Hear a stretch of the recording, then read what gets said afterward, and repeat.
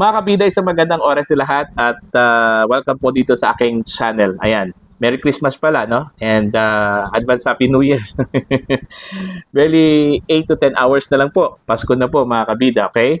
Now, nagba-vlog po ako ngayon dahil may nakita akong post po ng ABS-CBN, mga kabida, no? Patungkol doon sa mensahe ni House Speaker Martin Romualdez, ano po, no? Para sa sambayan ng Pilipino.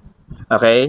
Itong kanyang post po o mensahe po ay pinost po 4 hours ago ng ABS-CBN. Okay? Babasahin ko yung kanilang caption po, mga kabida. Read. House Speaker Martin Romualdez honors the first spirit of unity, compassion, and faith in his Christmas message released December 24, 2025. Ayan. Maganda, no? Maganda yung kanyang caption. At lalong-lalo na po yung kanyang body po, yung message talaga, no? Mula po sa Speaker of the House, ano po. Pero nung tiningnan ko po yung kanyang comment section, okay? Grabe, sang katutak, mga kabida, yung batikos, no? Inulan talaga, kung hindi inulan, parang binagyo talaga ng batikos po itong si Speaker Romualdez. Sa halip na dapat sana magpasalamat yung mga netizens, ano po, yung mga Pilipino, dahil nagpaabot po ng Christmas message po itong si House Speaker Martin Romualdez, ano po, no? Pero iba yung tugon po ng mga Pilipino dito, no? Ito pong mga netizens. Mandakin nyo, kabida, 4 hours ago, merong 967 reactions, okay? Meron pong 306 comments and 21 shares po, no? Ito pong post po ng ABS-CBN. Ayan. Gaya na pong sinabi ko po kanina, nung tiningnan ko po yung mga comments po, mga kabida, yun. Napakaraming batikos talaga. Puro negative yung mga nababasa ko dito, no? Wala hong mga positive notes para kay Speaker Romualdez, no? Okay. Babasahin ko iilan po sa mga comments po dito, mga kabida, ano po, no? I can read hypocrisy. That's all. Okay? Meron pang isa po dito. Salamat po, President Martin Romualdez and Executive Secretary Bongbong Marcos. Parang sarcasm, ano, mga kabida. Okay? Dami po. Ito pa. Ikaw lang yung House Speaker na kung umasta, daig pang presidente po ng Pilipinas. Yan. Tapos, meron pa, no? Magpamudmud ka ng kwarta, ninong. Kasi kilala po ito si Speaker Romualdez na source of funds, ano? Mga kabida, dami pong pera, no? Na ipinamimigay po, no? Alright. Magpamudmud ka ng kwarta, ninong. Ganun pa rin, no? Yung kanyang yung isang mensahe po, no? Then may comment pa dito. Magkaisa tayong ibulsa ang pera sa sambayan ng Pilipino. Okay, halos lahat, mga kabida, no? Wala akong nakita dito na na positive notes para po kay Speaker Romualdez. Buti, no? Hindi dinisable po ng ABS-CBN ito kung kanilang comment section, ano? Kasi baka hindi po napansin, ano? Hindi nabantayan ng ABS-CBN, mga kabida, yung comment section na dami mga negative comments po laban kay House Speaker Martin Romualdez, ano? Okay? Now, siguro dito sa mga comments na ito, indikasyon po ito, mga kabida, na napakahirap talagang ibenta itong si House Speaker Martin Romualdez, ano?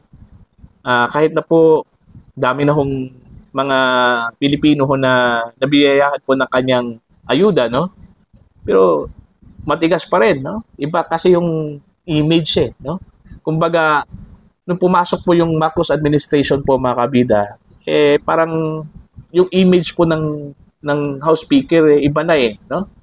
Kumbaga, naunahan yung kanyang negative image kaysa dun sana sa positive image po, no? Yun, hanggang ngayon, medyo pa rin, salat pa rin sa,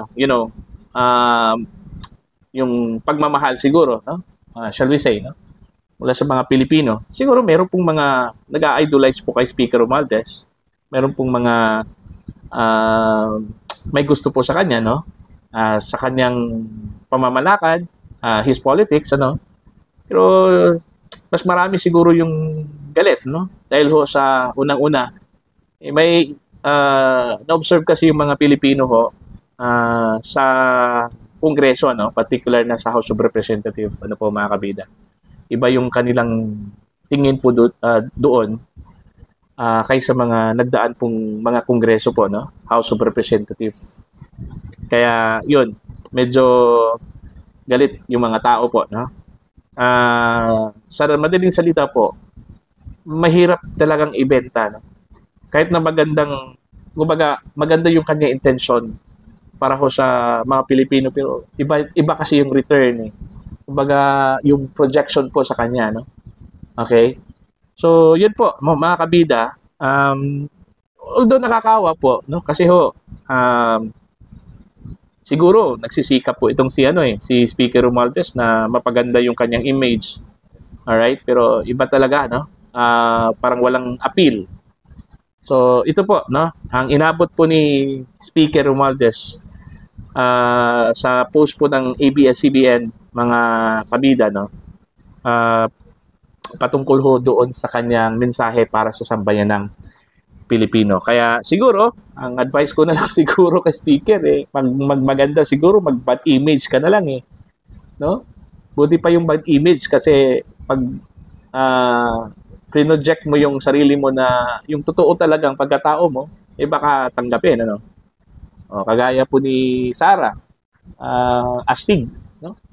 Astig si Sara, 'di ba? Kahit na po sabihin po ng maldita, pero tanggap ng tao 'yun, 'di ba? Yung pagiging maldita, straightforward magsalita, no? 'Di ba? Tsaka ano tawag po dito?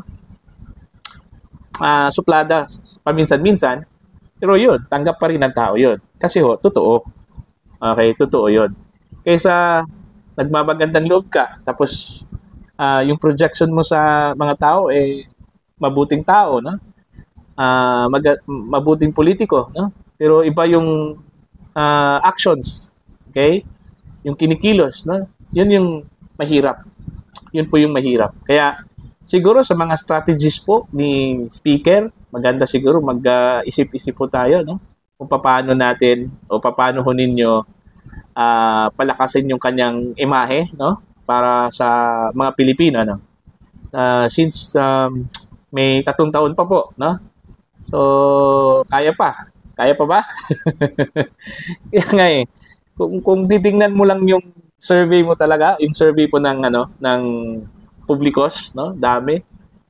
Siya yung pinakamababa doon Yung kanyang trust rating, tsaka yung approval, iba talaga kumpara sa mas maganda pa yung trust and approval rating po ng Supreme Court Chief Justice na silent yung mga ginagawa po o hindi masyadong publicize yung kanyang mga ginagawa, no po? Kaysa dito ho kay Speaker Romualdez, mga kabida, na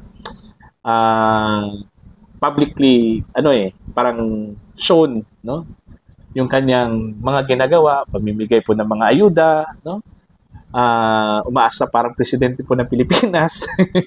Yun kasi yung observation sa kanya no, umaasa po parang presidente po. Mantakin nyo may isang engagement, mga kabida, kung saan po itong si Speaker Romualdez kumbaga nakipagkita, mga kabida, sa isang prime minister, no? Kung hindi ako nagkamali, Cambodia ata 'yon, no?